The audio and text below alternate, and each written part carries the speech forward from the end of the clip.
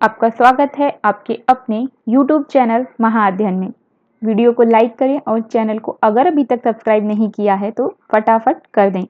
आज हम करने जा रहे हैं हमारी 7वीं क्लास की वर्कशीट जो है विज्ञान की, और हमारी वर्कशीट यानी कार्यपत्र का नंबर है 6 और आज की तारीख है 14 अक्टूबर।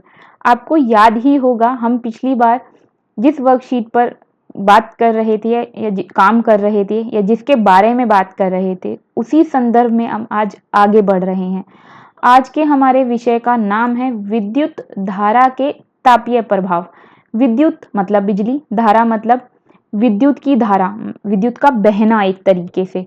तापीय मतलब जो उसके अंदर गर्माहट है, ताप का मतलब होता है गर्म, गर्माहट है, उसका प्रभाव। तो आपको पता ही होगा, आपने बहुत बार देखा होगा, बहुत देर से अगर कोई बोर्ड में स्विच लगा होता है और हम उसे टच करते हैं या कई बार बटन को टच करते हैं तो वो हमें गर्म लगता है।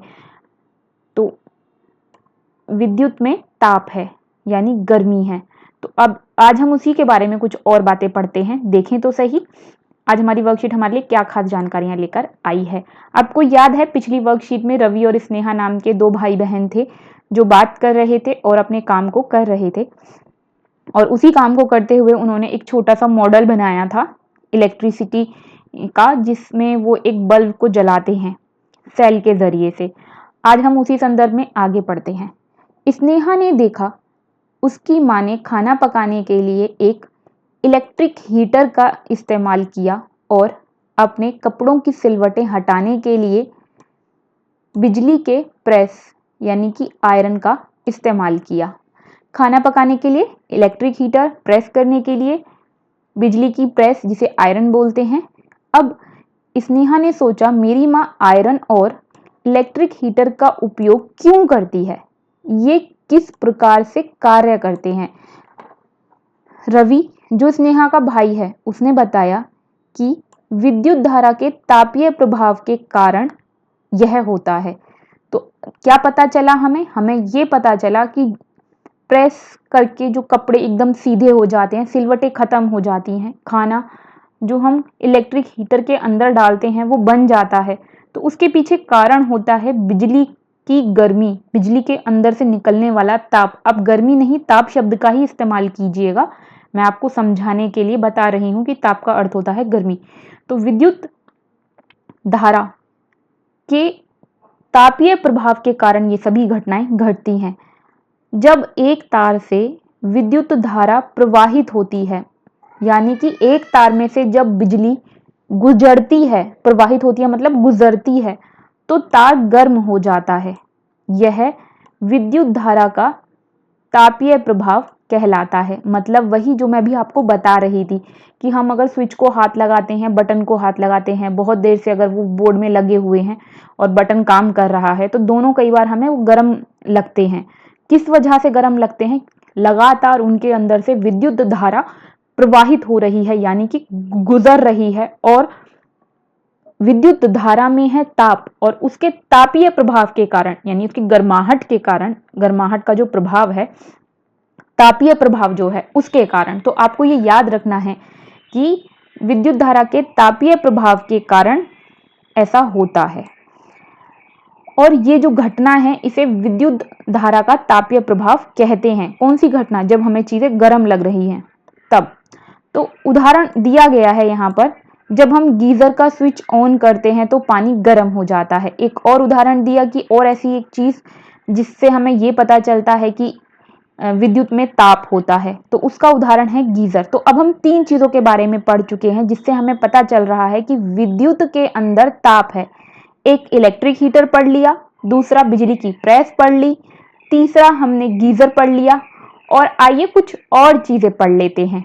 यहाँ पर देखिए, इलेक्ट्रिक आयरन यानी कि प्रेस, फिर इलेक्ट्रिक हीटर, सर्दियों में हम इसका इस्तेमाल करते हैं तापने के लिए, ठंड को भगाने के लिए। फिर इलेक्ट्रिक केतली जिसका इस्तेमाल अक्सर लोग चाय बनाने के लिए या पानी गर्म करने के लिए करते हैं। फिर हेयर ड्रायर, आप जब भी ब्यूटी पार्लर अपनी हेयर्स की कटिंग कराने गए होंगे तब आपने इसे इस्तेमाल करते हुए देखा होगा, या आपके बालों पर इसका इस्तेमाल किया गया होगा। और बहुत सारे लोग घर में भी हेयर ड्रायर का इस्तेमाल बालों को सुखाने के लिए करते हैं। तो कैसे बाल सूख जाते हैं, उसके अंदर से गर्म हवा कैसे निकलती है, क्योंकि उसके अंदर जो इलेक्ट्रिसिटी है उसके कारण, यानी कि विद्युत के कारण, विद्युत के तापीय प्रवाह के कारण। इसी तरह इलेक्ट्रिक रॉड से पानी गर्म होता है और विद्युत टोस्टर से टोस्ट बनते हैं। तो ये थी आज की अच्छी सी वर्कशीट, और कुछ और जानकारियां हमें ये साथ में दे रही है, और वो जानकारी है विद्युत धारा के तापीय प्रवाह के कुछ और उपयोग भी बताए गए हैं। तो चलो पढ़ते हैं। कुछ विशेष पदार्थों के बने तारों से जब अधिक विद्युत धारा प्रवाहित होती है तब वे शीघ्र ही पिघलकर टूट जाते हैं। इन तारों का उपयोग विद्युत फ्यूज बनाने में किया जाता है। अब ये क्या कहना चाहते हैं, मैं आपको याद दिलाती हूँ। आपने कई बार देखा होगा, अगर इलेक्ट्रिसिटी का अगर वोल्टेज बढ़ जाता है, यानी वोल्टेज के बढ़ने का मतलब होता है जितनी इलेक्ट्रिसिटी तार में से गुजरनी चाहिए, अगर उसकी सीमा ज्यादा हो जाती है, वो ज्यादा मात्रा में उसमें से अगर गुजरती है, तो अचानक से हम कहते हैं फ्यूज उड़ गया, या कई बार बल्ब फ्यूज हो जाता है।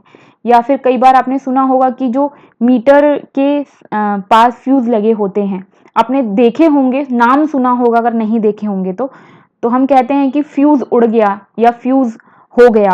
तो होता यह है कि उसके अंदर तार लगे होते हैं और वो तार जो है पिघल कर गिर जाते हैं, जिससे पूरे घर की लाइट बंद हो जाती है। इससे हमें फायदा ये होता है कि घर के सारे जितने भी इलेक्ट्रिक सामान हैं वो ज्यादा बिजली के कारण खराब ना हो जाएं, क्योंकि वो एक लिमिट तक बिजली को बर्दाश्त कर सकते हैं, विद्युत को बर्दाश्त कर सकते हैं। अगर वो विद्युत ज्यादा हो जाएगी, उनकी सीमा से, उनके बर्दाश्त करने की सीमा से ज्यादा हो जाएगी, तो वो सभी इलेक्ट्रिक सामान खराब हो जाएंगे, जैसे बल्ब, ट्यूबलाइट, घर में फ्रिज है, एसी, कूलर, पंखे, ये सभी चीजें खराब हो सकती हैं। तो जब विद्युत हमारे घर में प्रवाहित होती है तो वो पहले मीटर में आती है, मीटर के बाद बाकी चीजों तक जाती है, तो मीटर से वो फ्यूज में जाती है और फिर बाकी सब चीजों को वो मिलती है। तो जैसे ही इलेक्ट्रिसिटी का प्रवाह ज्यादा हो जाता है, उसकी मात्रा ज्यादा हो जाती है, तो फ्यूज हो जाता है। जो फ्यूज का बटन लगा होता है, विद्युत फ्यूज लगा होता है, तो वहां पर जो तार होते हैं वो पिघल जाते हैं, गिर जाते हैं और इलेक्ट्रिसिटी बहना बंद हो जाती है, जिससे पूरे घर में अंधेरा हो जाता है, लेकिन हमारे घर में आग लगने से बच जाती है, साथ ही साथ घर के सामान खराब होने से बच जाते हैं। तो अगर हम आसान भाषा में कहें कि विद्युत फ्यूज क्या है, तो ये एक सुरक्षा युक्ति है जिससे विद्युत परिपथ की क्षति यानी कि हानि और आग, संभावित आग के प्रति सुरक्षा मिलती है। तो ये थी आज की अच्छी सी नॉलेजेबल वर्कशीट, और देखें हमने क्या सीखा।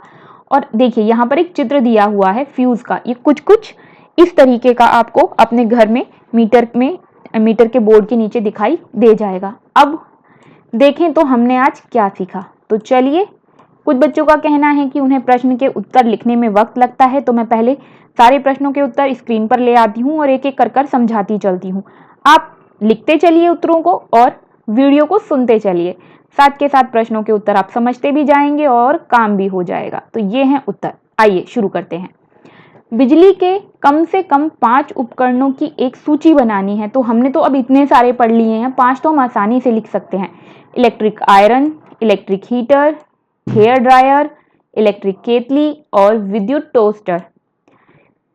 इसके अलावा हमने गीजर की बात भी की थी, प्रेस तो हमने लिख ही ली है, और भी कुछ चीजों की बात की थी। आप चाहें तो कोई और नाम भी लिख सकते हैं। अब बढ़ते हैं दूसरे प्रश्न की ओर। एक दीप्त विद्युत बल्ब को छूना नहीं चाहिए, क्यों? अब दीप्त का मतलब है जलना।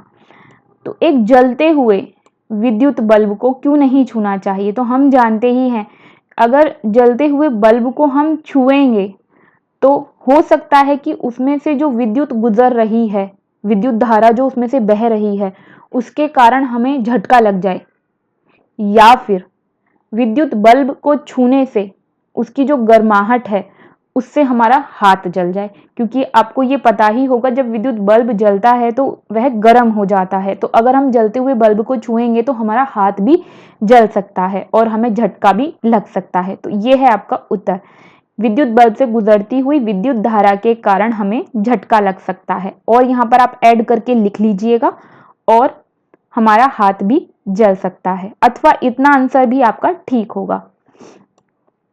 अब हम प्रश्न 3 को देखते हैं। एक विद्युत फ्यूज से आप क्या समझते हैं? तो हमने अभी अभी बात की कि विद्युत फ्यूज एक सुरक्षा युक्ति है जो विद्युत परिपथ, अच्छा परिपथ का मतलब होता है रास्ता, विद्युत परिपथ की क्षति यानी कि बिजली के गुजरने का जो पूरा रास्ता है उसको नुकसान होने से और आग लगने से बचाता है। तो विद्युत का रास्ता क्या होता है? तो हमें पता ही है, विद्युत तारों में से गुजरती है, तो तार उसका परिपथ है। पूरे घर में जो तार फैले हुए हैं वो सब खराब हो सकते हैं अगर फ्यूज ना हो तो फ्यूज होने की वजह से ही सिर्फ फ्यूज खराब हो जाता है और हमारे घर के पूरे तार और इलेक्ट्रिक सामान बच जाते हैं।